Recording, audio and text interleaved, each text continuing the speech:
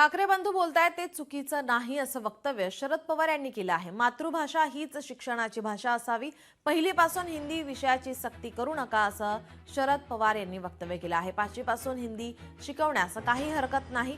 ठाकरे बंधूंच्या भूमिकेवर शरद पवार यांचं वक्तव्य समोर येत आहे। मातृभाषा ही बाजूला पडली तर हे योग्य नाही। म्हणून पाचवीपर्यंत हिंदी भाषेचा संबंधीचा हक्क सरकारने शोधावा।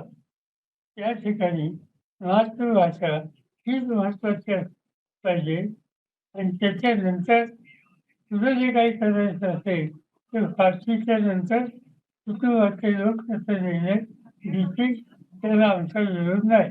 जे बाकीचे सगळे लोक जे बोलतात तसं ठाकरे बंधू त्याचे मी स्टेटमेंट आता बघितले ते काही चुकीचं नाही।